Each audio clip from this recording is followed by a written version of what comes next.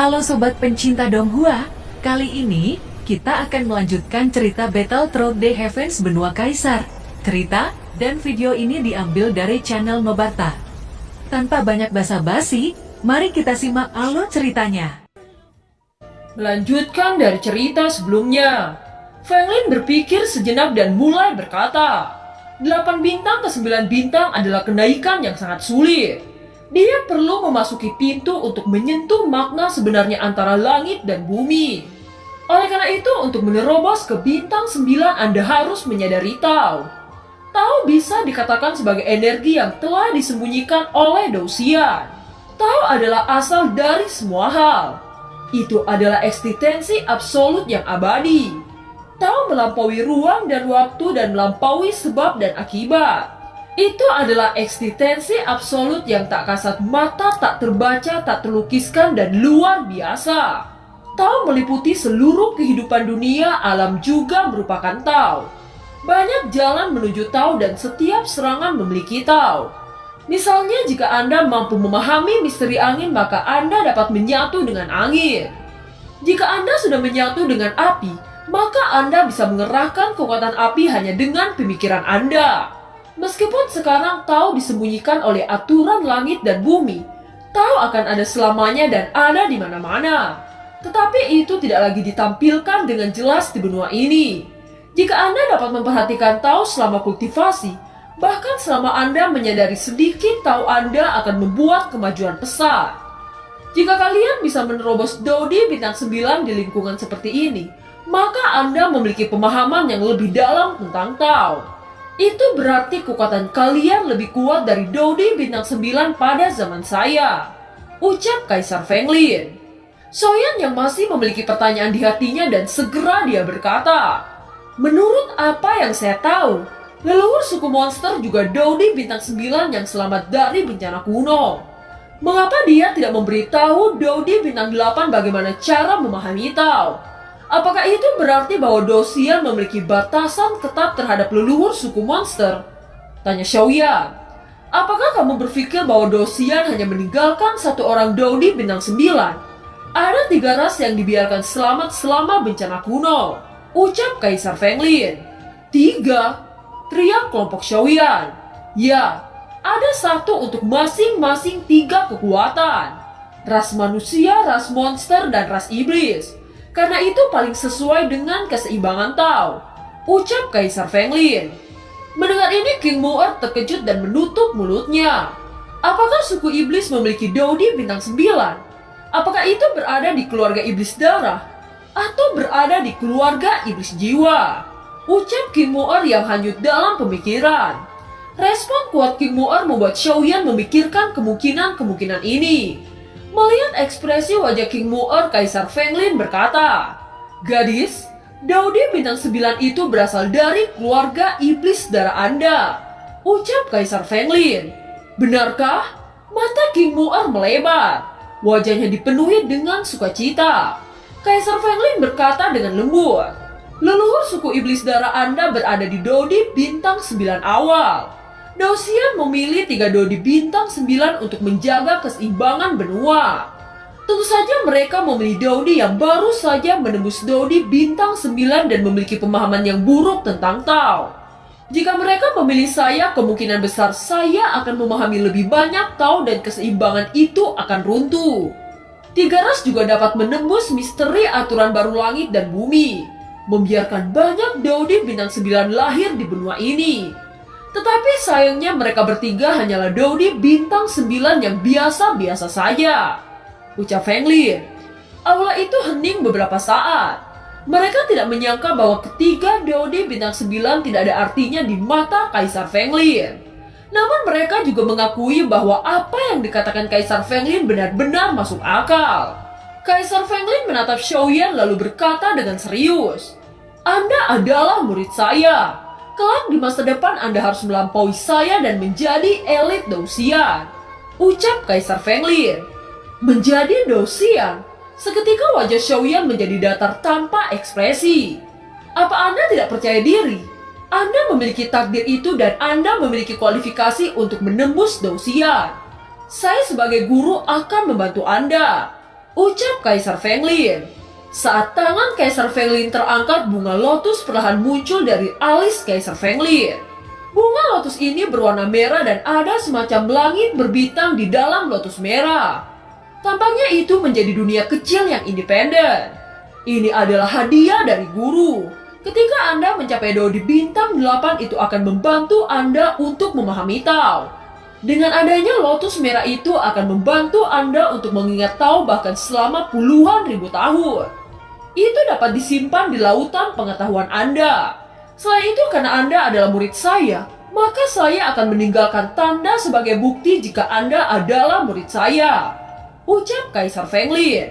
Tiba-tiba di dahi Xiaoyan terdapat tanda lotus hijau samar. Setelah itu lotus merah terbang tenggelam dalam lautan pengetahuan Xiaoyan. Saya sudah mengajarkan semuanya kepada Anda. Sebelum kita berpisah, saya akan memberikan harta kepada kalian, ucap Kaisar Fenglin. Setelah itu tangannya bergetar saat sebuah kartu giok biru muncul di tangannya. Kaisar Fenglin menyerahkan kartu giok kepada Xiaoyan lalu berkata, "Ini adalah ruang dan kamu bisa menggunakan isinya nanti," ucap Kaisar Fenglin. Kesedihan muncul di wajah Xiaoyan.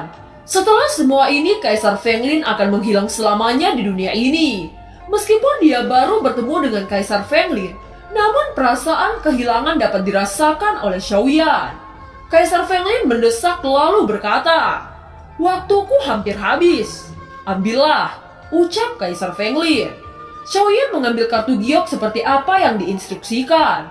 Apakah Anda tahu bahwa guru Mei ini bukan dari ras manusia, iblis, atau monster? Ucap Kaisar Fenglin tersenyum. Mendengar ini semua orang terkejut. Bukan manusia, iblis, atau monster? Lalu apakah Kaisar Fenglin Warcraft? Tanya semua orang. Melihat pertanyaan ini, Kaisar Fenglin tersenyum dan tiba-tiba memandang saat berkata, "Kamu bisa menjadi 9.000 naga guntur emas yang lahir dari guntur dan kilat. Mengapa saya tidak bisa dilahirkan dari langit dan bumi? Saya adalah teratai hijau yang lahir ketika dunia masih dalam kekacauan." Di tahun-tahun yang tak berujung, kebijaksanaan spiritual muncul dan kemudian menjadi bentuk manusia. Roh-roh yang lahir di surga dan bumi selalu memiliki beberapa kemampuan khusus.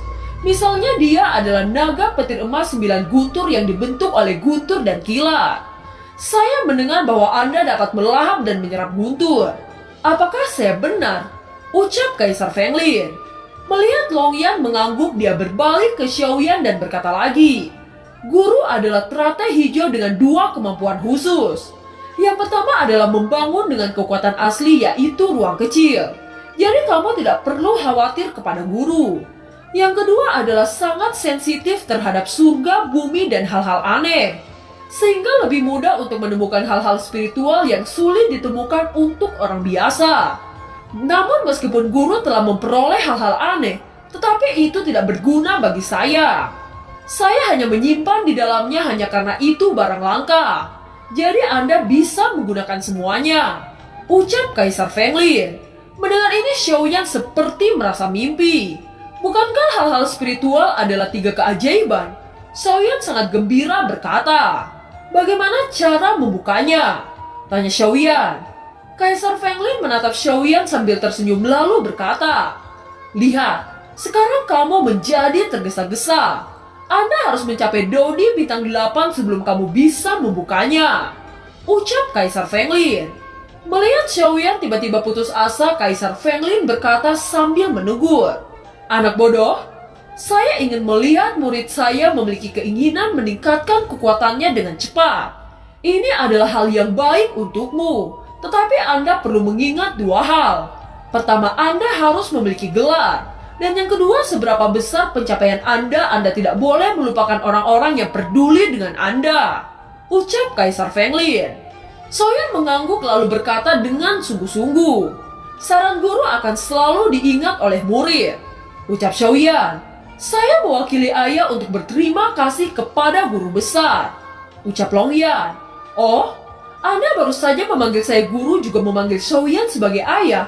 Apa yang terjadi?" tanya Kaisar Fenglin. Long Yan menatap Xiaoyan dan gugup. Melihat ini, Xiaoyan tertawa kemudian secara singkat berbicara tentang asal-usul Longyan kepada Kaisar Fenglin. Hahaha, itu memang sebuah takdir. Karena kamu memanggilku seorang guru, saya harus memberikan Anda hadiah yang cocok untuk Anda. Ucap Kaisar Fenglin dengan lembut mengarahkan jarinya ke arah Longyan. Tiba-tiba dengan suara teredam, armor guntur yang tersembunyi di tubuh Longyan segera menyala sinar cahaya putih keemasan. Kemudian dia memegang sebuah tombak petir berwarna emas dari tangan Longyan. Kemudian petir yang terkandung jauh lebih kuat seolah-olah telah diisi spiritual. Kaisar Fenglin lalu berkata, "Spiritual ini adalah saat ketika saya menangkap roh petir dari Dodi Bintang 9. Ucap Fenglin tersenyum. Roh petir Kekaisaran Bintang 9. Semua orang terkejut. Apakah Kaisar Fenglin ini sangat ganas? Kekuatan apa yang dibutuhkan untuk menangkap roh petir kekaisaran? Seberapa kuat kepercayaan diri itu? Bukankah dia takut bahwa surga akan menghancurkannya?" Melihat ekspresi semua orang, Kaisar Fenglin sedikit malu lalu berkata, "Saya adalah yang pertama menerobos ke 9 bintang. Dan tidak terhindarkan bahwa saya agak sembrono. Selain itu ada banyak orang yang telah melewati ini." Hahaha, ucap Kaisar Fenglin. Semua orang mengalihkan pandangannya ke mata Longyan yang terlihat lebih cemerlang. Dan mereka ingin tahu sejauh mana baju besi guntur diintegrasikan ke dalam roh petir yang kuat ini. Kaisar Fenglin itu tampaknya menyadari pemikiran mereka. Segera jarinya menunjuk ke roh petir lalu berkata, "Bicaralah," ucap Kaisar Fenglin. Roh petir itu berkata seolah-olah dia sedang menyatakan keagungannya. "Saya adalah roh petir dalam bencana Dodi Bintang 9. Saya adalah di atas semua guntur dan kilat. Semua guntur atau kilat lainnya tunduk kepada saya," ucap roh guntur itu. Setelah itu tangan Kaisar Fenglin melambai dan 9 teratai hijau muncul di udara, mengayunkan cahaya neon dan jatuh pada roh guntur. Cahaya biru yang tampaknya lembut segera menekan roh petir dan tidak lagi membuat suara. Itu terbang dengan patuh ke armor besi Dewa Guntur Longyan. Begitu petir meleleh ke dalam roh guntur dan kilat, itu segera memancarkan cahaya yang mempesona seperti emas. Dan pada saat yang sama tekstur emas gelap muncul. Kaisar Fenglin sangat puas lalu berkata, "Aku menyegel roh guntur dan kilat di baju besi dengan segel teratai. Sekarang ini adalah senjata armor. Namun meskipun baju armor ini adalah senjata guntur dan kilat, dengan cara ini roh petir datang dari Kaisar Bintang 9. Armornya belum dapat sepenuhnya membawa energi penuhnya. Biarkan mereka perlahan-lahan cocok bersamanya. Ketika mereka cocok dengan sempurna, baju besi ini akan menjadi raja dari baju besi petir," ucap Kaisar Fenglin. Longyan melihat ke kiri dan ke kanan, merasakan kegembiraan dari perubahan armor guntur emas dan dia sangat bahagia. Tiba-tiba King Mu'er melangkah maju lalu berkata, "Mu'er berterima kasih kepada guru karena memberi suamiku sebagai hadiah," ucap King Mu'er. "Oh, hahaha, kamu adalah seorang wanita yang sangat pintar. Oleh karena itu saya tidak bisa memberimu harta khusus," ucap Kaisar Fenglin. Melihat King Mu'er cemberut dan menggerutu, Kaisar Fenglin tertawa lalu berkata, "Tetapi bagaimanapun sebagai istri dari murid saya akan memberikan hadiah pertemuan kepada murid perempuan," ucap Kaisar Fenglin. Setelah itu dia membuat genggaman dan menambahkan inti sihir yang kuat di tangannya. Ini adalah inti sihir yang diburu semua ras dan tidak bisa dibandingkan dengan inti sihir manapun, ucap Kaisar Fenglin. "Inti sihir bintang 9, teriak King Mu'er membuka mulutnya dengan tak percaya.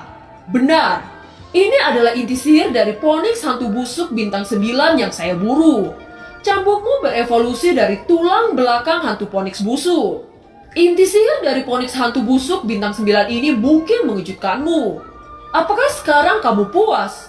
ucap Kaisar Fenglin tersenyum. "Bagaimana saya tidak puas?" ucap King Mu'er mengangguk dengan gembira. Ia menyimpan inti sihir bintang 9 yang diberikan oleh Kaisar Fenglin. Namun ketika King Mu'er